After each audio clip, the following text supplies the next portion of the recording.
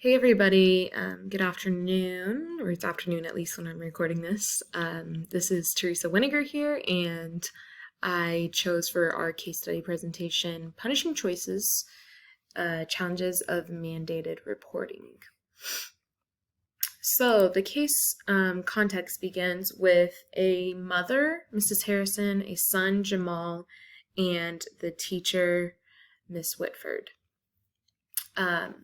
Miss Whitford basically notices that Jamal, over the course of a few months, has changed his behavior from being kind of mischievous, spunky, but overall still a pretty good kid and student to pretty sullen, downtrodden, and can kind of have some volatile outbursts or reactions. So she also notices, the teacher, Miss Whitford, that Jamal has some bruises, and he claims that they're from his mom's new boyfriend. So Miss Whitford meets with Jamal's mom, who happens to be pretty active in the school and in her classroom, to discuss concerns about Jamal's behavior, and the conversation leaves the teacher, Miss Whitford, unsure with how to proceed, because the mom essentially kind of says to the teacher, like, "Are you insinuating that I abuse my kid?" And Miss Whitford is now left with a decision if she should call Department of Child Services or DCS and report this, or should she leave this alone and see how things pan out. So basically some of the background law. Most states have laws regarding abuse and reporting abuse if you suspect or see it, or negligence. So teachers, school administrators, and employees in educational institutions in the state of Kansas specifically are required to report if you suspect child abuse or neglect. So I just focused on the law in Kansas. This initial court case was taking place in Tennessee, but most states have fairly similar laws regarding this, particularly if you're an employee in an area of medicine or education, kind of the big realms. In Kansas, though, it's important to know that you, as an employee, your job is protected, and the institution or building that you work for or in cannot terminate your employment or impose any kind of sanctions that impairs the job function of you if you do report. Kansas law also requires that the report be filed, but reporter's name is not mandatory. So your name does not have to be given or put on a report.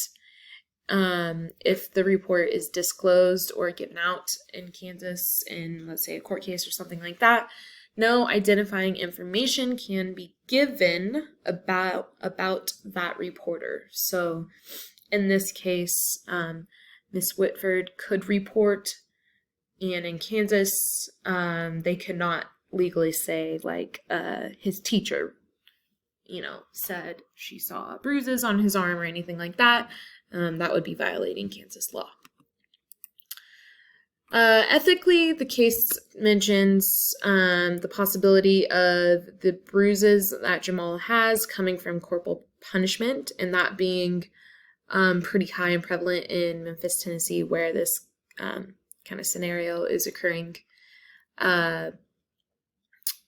Almost all the parents use corporal punishment, which is defined as kind of a physical punishment, anything that is done to cause pain or discomfort. Examples could include spanking, slapping, pinching, pulling, hitting, or even uncomfortable substances like putting soap in their mouth or hot sauce on the tongue, something like that.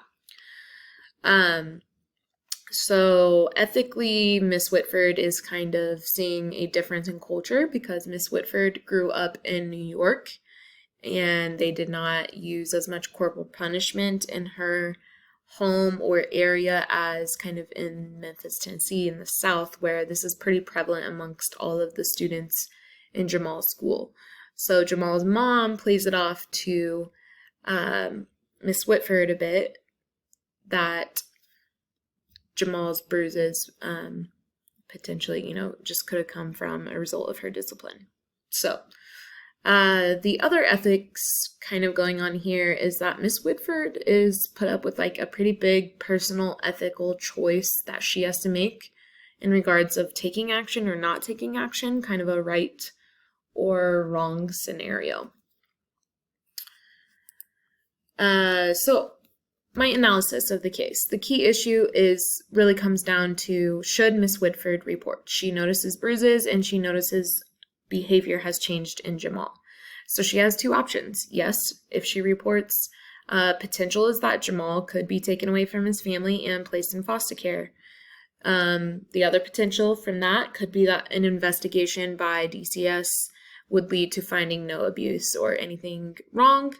There just could maybe be hurt feelings by Jamal's mother, and so maybe a break in that relationship.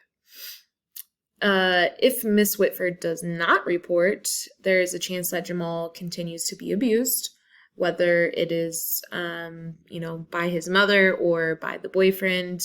There's potential for that to worsen, or just his general behavior could worsen. Even if it's not physical abuse, it could be emotional and social abuse. If she doesn't report, her other option could be to try to reach out to Jamal's mother again and see if she could have maybe another conversation about the bruises on Jamal, or not focus on that and focus on Jamal's behavior.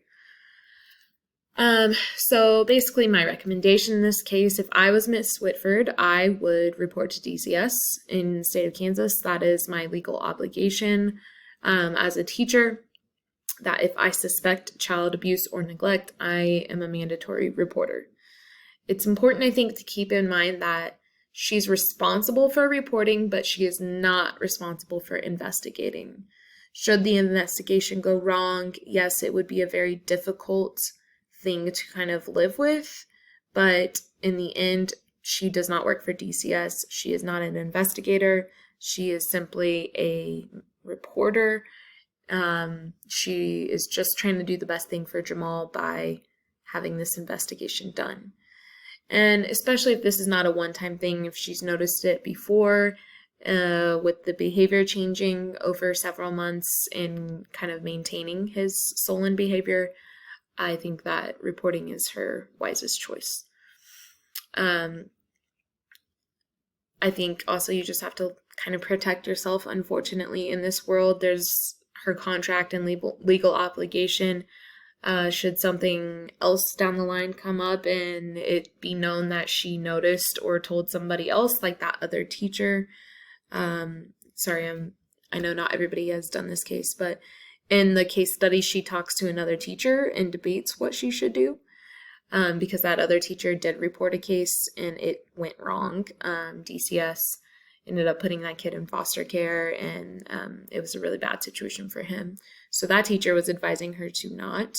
But just because they had that conversation, should something else come up down the line with Jamal and it be known that that conversation was had between the two of them, there's a chance that there could be some legal repercussions to both of them for that, for not reporting. And here are my references. So generally, this is just kind of a yes or no. Do I do it? Do I not do it? What am I, obligated legally to do? Or, what could possibly happen if I don't do something?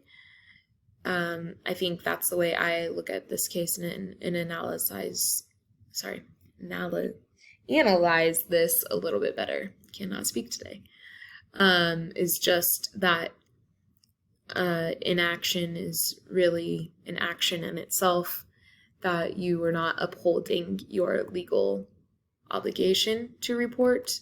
Even if it is nothing, again, it's just a reminder to remember that you are reporting, but you are not responsible for investigating.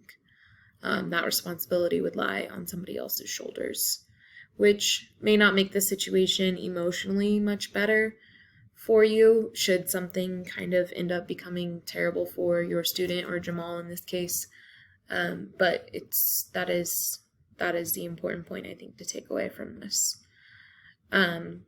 So yes, hopefully you enjoyed my presentation and my outlook on this case.